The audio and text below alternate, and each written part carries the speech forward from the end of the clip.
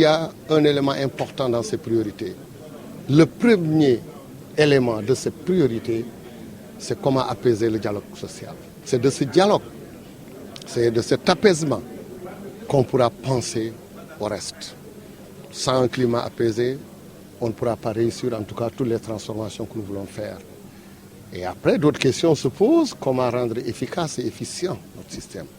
Comment accompagner également les acteurs en termes de formation. Comment aussi revoir notre mode de gouvernance et de pilotage de nos structures. Ça, c'est extrêmement important. Comment arriver à créer un accès pour tous à une éducation. Nous sommes le ministère de l'Éducation nationale, nous ne sommes pas le ministère des enseignements. Quand on parle d'éducation, elle devrait être inclusive, aller au-delà de seulement, de tout simplement ceux qui sont dans le circuit, en tout cas connu ou traditionnel. Et enfin, l'éducation aux valeurs pour installer une école de la République, une école de la réussite. C'est l'objectif en tout cas que nous nous fixons. Les acteurs sont aujourd'hui à Mbour, tous. Et saluer cette bonne préparation, plusieurs ateliers thématiques nous ont permis de préparer ensemble et d'aller à l'essentiel aujourd'hui.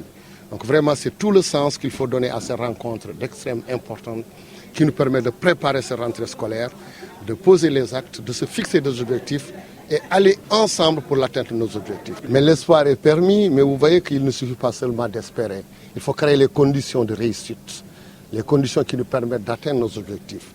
Vous avez écouté le secrétaire général qui a parlé au nom des syndicats. Il disait que l'espoir est là, mais il faut d'abord qu'on voit, on attend. Ce n'est pas un problème de confiance, mais qu'en réalité on peut espérer, mais il ne suffit pas d'espérer. Il faut aller dans le sens de la réalisation et du respect de tous les engagements que nous avons pris, nous, au niveau du ministère, depuis qu'on est là, et également les engagements qui avaient été pris. Je salue en tout cas cette posture du gouvernement qui va aller vers la résolution définitive de l'ensemble de ces problèmes. Aujourd'hui, nous avons quelqu'un qui est désigné pour le monitoring, pour faire face à tous ces problèmes. Donc c'est ensemble que nous allons atteindre nos objectifs.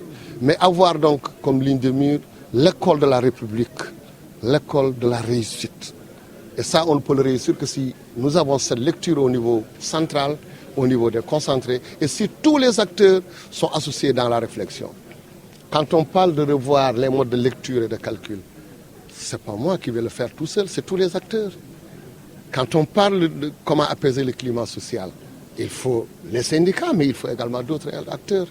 Quand on parle d'une école accessible à tous, donc vous voyez que c'est cette dynamique unitaire qui nous permettrait donc de faire face.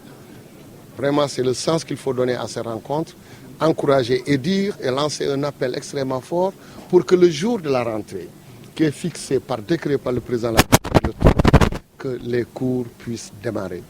Tous les inspecteurs sont là, les IEF sont là, tous les acteurs sont là. On va essayer de voir qu'est-ce qu'il faut faire pour que, comme ça se fait partout ailleurs, que le jour de la rentrée, que les enseignements apprentissages puissent démarrer.